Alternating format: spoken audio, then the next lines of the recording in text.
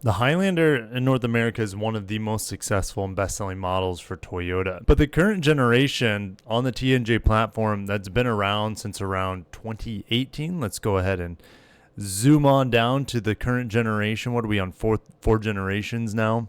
I remember when this vehicle came out, I was selling for Lexus at the time. You know, the RX and the Highlander have always been competitors to an extent. I know you're saying, Kirk, it's a Lexus to a Toyota, but they've always been on a similar platform. They've always had similar powertrains. And the new Highlander, when it came out in 2019 or so, it had the 4th gen hybrid system. The Lexus RX didn't get with the 2.5 liter until about 2020. Gosh, when did that come out? 2022? Is it 2023 model? Something like that. For the 5th generation Lexus RX. But we're ready for a 5th generation Highlander now. The problem is that the Grand Highlander exists at the Indiana plant. And the sales of the Highlander have tanked as a result because Toyota is like, okay, we only have so much capacity. We're going to reduce the Highlander's capacity, and we're really going to push for the more expensive and the more sought after, to be honest, in today's market, and the more functional Grand Highlander. You know, every 6 years is the traditional product cadence for new models, all right, for traditional automakers, all right. So in theory, so if we're looking at 2020, that means a 2026 model of the Highlander would be a redesign. But there's funny stuff going on with Toyota right now. Well, I shouldn't say funny stuff. I should say huge changes being required of Toyota and all the manufacturers. And there's this incredible Q&A, sit-down interview with a Toyota Dealer Council leader. His name is Russ Humbertson Jr. And he sat down with Larry Valaquette. Now, if you're wondering where I'm at, I'm actually in San Diego to drive the new 4Runner. And I saw Larry last night at dinner. Didn't get a chance to say hi. Hopefully he's here today so I can pop in and see how he's doing. But he sat down with Russ, and there's a bombshell of information here that I was not expecting. And look how dense this is, honestly. And we'll talk about some of this. Toyota's doing okay as a dealer body. I should say Toyota's dealer body is doing quite well compared to most other brands. In these CARB states, they have to be fully electric by a certain time, but the mandate by 2026 is 35% BEV, whether the demand for BEVs is high in those states or not. So this dealer council leader, he lives in Oregon. His dealerships are in Oregon, so very, eco-friendly place. And he's saying that they have to sell a ton of EVs by 2026 and 2026, and they only have one right now. So 35% has to be EV. Now, I believe of that 35%, somewhere around 30 to 40% of that can be plug-in hybrid. All right, but you still have a huge volume that needs to be battery electric. What is Toyota going to do? Well, they have the BZ4X, but people aren't lining up to buy the BZ4X, so the demand isn't there for it. What else are they going to do? Well, check this out, and I have exciting news for the Highlander. I know I'm circling back, but here we go. Here's what's the exciting part. So you have to get to 35% EVs by 2026. What is the ratio for you now? He said right now it depends on the availability of the BZ4X. We need big incentives for that vehicle to sell them. It's less than 5% than what they're selling. So a year from now we're going to have a new BZ. Now, just want to pump the brakes here. There are reports going around, and I believe these reports, that Toyota is going to scrap the BZ nomenclature. It has not been successful. It has not been something that the customers are interested in. It's a tongue twister. Busy forks is what people call it. It's kind of a joke, to be honest. Toyota has all these nameplates that they've built up over the years with brand recognition and brand clout, and they just threw it out the window with the BZ4X. It should have been called like the RAV4 EV. Just make it simple. All right, but the RAV4 is actually going to have an EV variant with the next generation coming out potentially later this year, so stay tuned for that. Anyways, he's like, we're going to have a new BZ, all right, a new Beyond Zero vehicle. He said, but that's all we're going to have for pure electric. So they're going to have a new 3-row crossover that's coming out of the Kentucky plant, not the Indiana plant where they build the Highlander. So this is very interesting. This is a big shift. So he says we'll have the plugins that we have now. So that means, okay, BZ4X.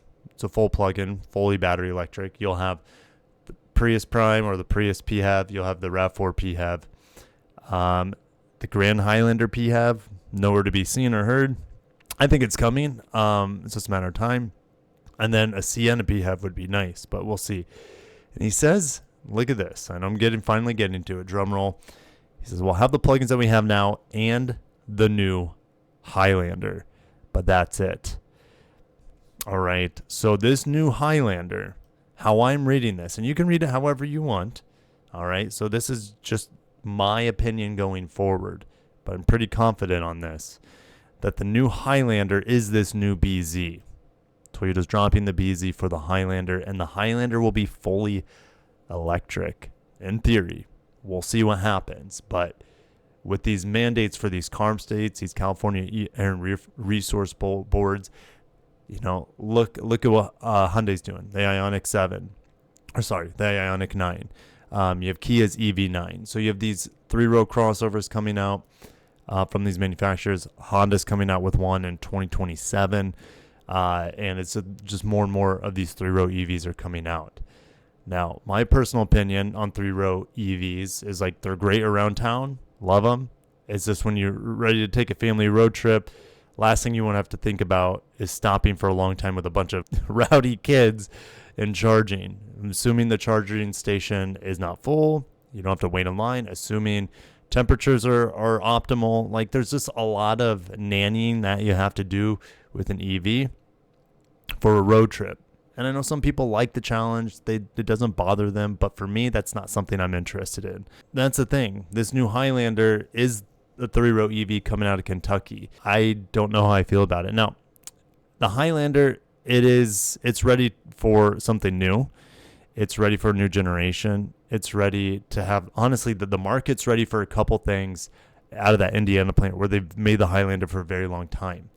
The market's ready for more Grand Highlander production, more Lexus TX production. Remember, those were on stop sale for half the year in 2024. And so production, I mean, the availability is still not there for those models to meet the demand.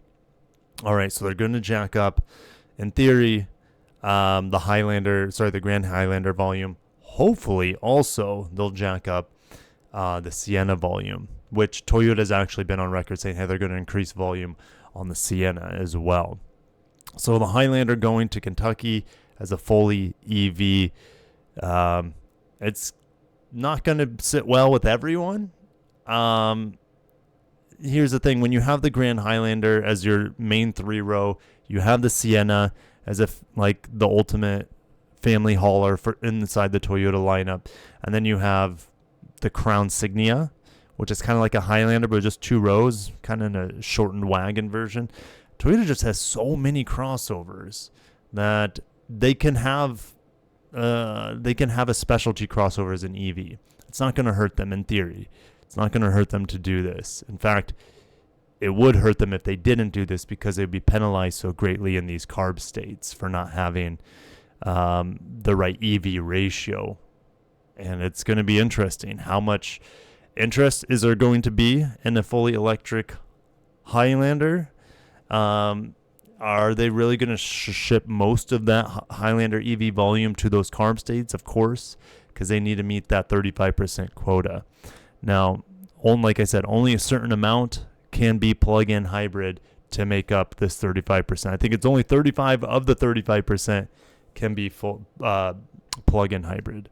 So there's also some other information in here. I mean, I read the whole thing. I really geek out about dealership stuff. I used to work, as you guys know, at a dealership. One of the questions Larry asked is like, would you bring the Yaris back? Because one of the biggest problems these manufacturers and dealers are having to move their cars right now is affordability. Inflation, parts, labor, all that has gone up in the recent years, especially post-COVID. And so the Yaris is should Toyota bring it back to have a more affordable option? Well, he said like the idea was it's hard to certify this vehicle for the United States market. It's built in Europe. It's built in Japan, the Yaris.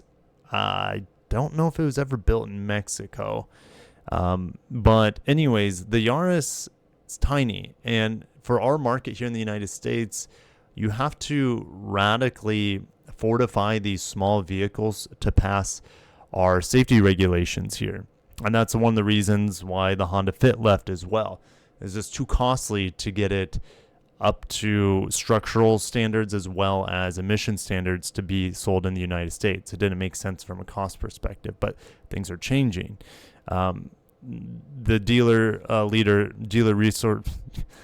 board leader for Toyota said, hey, Toyota was just going to make more Corollas instead, and have more affordable Corollas, but that doesn't seem to be happening. They're not getting that Corolla volume that they want or really need right now, because he says Corolla inventory has been tough. He's saying we aren't seeing more Corollas, so maybe something like the Yaris could work again. I don't think it's going to happen. All right, but these dealers need more affordable models. So what are you going to do?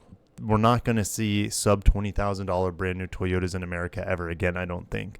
So that's just kind of sad, but it is what it is. Sorry I busted out the terrible quality webcam here, but an idea just crossed my mind that, Toyota with this new RAV4, we're going to take a break from the Highlander for a second. The new RAV4, there's a lot of talk out of Japan saying that the new RAV4 is going to develop a revised K platform. And this new K platform is going to be better suited for different powertrains, fully battery electric, plug-in hybrid. It's going to be more flexible. And so at that Kentucky plant, they build the RAV4 hybrid. Will they continue to build the RAV4 hybrid down there on this new K platform? It's possible. I mean, we'll get a reveal on the new RAV4 this year. I'm almost 100% confident, so stay tuned. How would that translate? I mean, could Toyota use that sort of philosophy, multi-approach philosophy for the new Highlander? And the answer is absolutely. But they're still hamstrung by the CARB states. But you got to keep in mind the CARB states will only let you have a fifth of your EV ratio of the 35% in 2026 be plug-in hybrid. So just 20%. So we could see a plug-in hybrid of this Highlander. It's a possibility. We could even see hybrid versions of it. But you got to keep in mind, unless Toyota wants to eat a bunch of fines by the CARB states, I just don't know how they would rationalize making lots of different powertrains out of it. But Toyota's track record says, hey, they don't like to make dedicated vehicles, or they like options. They want to give the customer the option. CARB states are pretty much saying you don't have an option. You have to sell EV only. A little bit of plug-in hybrid as well. Don't want to get too political. The EV tax credit is already gone. It's already out the window. As of January 20th, Trump got in. So that's going to make EVs less affordable. His administration's goal is to make one standard for vehicle emissions regulations and EV. I don't even think he would have an EV mandate at all. If this administration is able to unify all the EV penetration standards and lack thereof, if they're just playing by one set of rules instead of two set of rules, you have all the states have to pass EPA regulations, and then the CARB states have a much more stringent set of rules, right? And that's what we've been talking about today. The political landscape could change a lot with the amount of Highlander EVs, all right? And if there's just one set of rules and zero EV mandate, Toyota will build to consumer demand how many EVs that will be sent to these more EV friendly states, I guess you could say. And then for the rest of the states, if it's on this new K platform, they could absolutely, it's my alarm going off, they could absolutely create a ton of plug-in hybrids and even hybrids of this new Highlander. We got to remember at the Kentucky plant, they built a Camry hybrid there, and the RAV4 hybrid, but there's also talks that the RAV4 hybrid could leave to make room for this new 3-row Highlander EV, potentially more than just EV. There's just a lot we don't know about the future laws of emission standards and regulations and EV penetration going forward. Hopefully we get some clarity soon, and I'm sure the manufacturers would like to have some clarity of what's required of them. If they're only selling, currently Toyota's only selling 5% EV, and next year they're going to be required 35%. I just don't understand how it's going to happen. I'm going to shut it down there. Thank you guys for watching. Stay tuned for more. Peace.